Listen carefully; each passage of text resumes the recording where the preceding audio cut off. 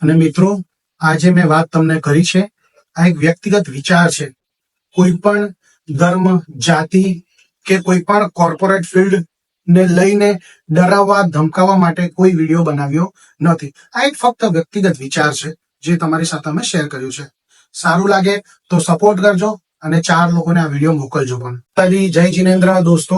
હવે ઘણા સમયથી આ વિચાર આવતો હતો એકચ્યુઅલી, તો મેં વિચાર્યું કે તમારા લોકો સાથે શેર કરી લઉં. હમણાં જે આપણે કાશ્મીરમાં જે ઘટના ઘટેલી છે આતંકવાદી હુમલાની, અમે લોકો નાના હતા ને ત્યારથી સાંભળવામાં આવ્યું છે કે આવી ઘટનાઓ બહુ ઘટે છે, કાશ્મીરમાં થાય છે. પણ છેલ્લા અમુક વર્ષોથી આ બધી વસ્તુ બહુ ઓછી જોવામાં આવી છે. પણ આપણે એ વસ્તુ સમજવું પડશે કે કાશ્મીર જે જગ્યા છે, જમ્મુ કાશ્મીર, એ ઓલરેડી બહુ ક્રિટિસાઇઝ થઈ ગયું છે પહેલાથી. અને હવે જ્યારથી આપણા પ્રધાનમંત્રી શ્રી નરેન્દ્ર મોદી આવ્યા છે ત્યારબાદ આ બધી વસ્તુ બહુ ઓછી થઈ ગઈ છે. ત્યાં આતંકવાદીઓ સમજી ગયા છે કે આનાથી ડરવું જોઈશે. પણ કાશ્મીરીઓ આજે પણ હેરાન છે. એ લોકોને આજે પણ હર વખતે સબૂત આપવા પડે છે કે અમે એ લોકોની સાથે નથી. ઘણા સમયથી કાશ્મીરીઓ સાથે મારો સંબંધ છે, એટલે કે ત્યાંના લોકો સાથે અમારું બિઝનેસ ચાલતું હોય છે. બહુ સમયથી અમે લોકો કાશ્મીરમાં ટૂર પણ લઈને જતા હોય છે. ટુરિસ્ટોને પણ જોયા છે ઘણા બધા ત્યાં, જે લોકો એન્જોય કરીને આવે છે, સુરત આવે છે, ફરી પાછા ત્યારે કહે છે કે નહીં, બહુ મજા આવી. ત્યાંના લોકલના સપોર્ટ પણ સારા હોય છે. પણ હવે 2 વર્ષથી મેં એ વસ્તુ જોયું છે, નોટિસ કર્યું છે કે ત્યાંની ઇકોનોમી બહુ સરસ, એટલે કે ત્યાંનું બિઝનેસ લેવલ સારા લેવલનું બનવા જતું હતું. જ્યારે ફરી પાછો એક આતંકવાદી હુમલો, એ પણ ટુરિસ્ટો પર આતંકવાદી હુમલો, ફર્સ્ટ ટાઈમ. તો આ કેમ? છેલ્લા 2 વર્ષથી જોયું છે ત્યાં સુધી સારામાં સારી ટૂર ગઈ છે, સારામાં સારું બિઝનેસ થયું છે લોકોનું, ત્યાંના લોકોને સારામાં સારું બિઝનેસ મળ્યું છે. હવે પાછું આ એકદમથી આતંકવાદી હુમલો. તો આને લઈને ત્યાંના લોકો બહુ ચિંતિત છે. ત્યાંના લોકોને બહુ તકલીફ પડે છે.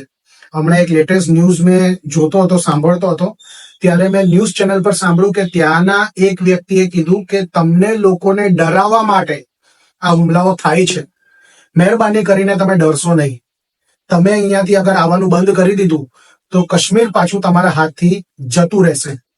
તો આ વસ્તુ એક વિચારવા જેવી વસ્તુ છે. ત્યાંની ઇકોનોમી તોડવા માટે, ફરી પાછો ઇકોનોમી તોડવા માટે આતંકવાદી હુમલો થયો છે. અને આતંકવાદી હુમલો થશે અને આપણે નહીં જશું તો ત્યાંના લોકો પાછા પથ્થર મારો, હાથમાં ગનમેન લઈને ઉભા થઈ જશે. વિચારવા જેવી વાત છે થોડી. આપણે શું કરવું જોઈએ આના માટે? હવે આપણે કંઈ કરવું ન જોઈએ. આપણે થોડો સમય થોભી જવું જોઈએ.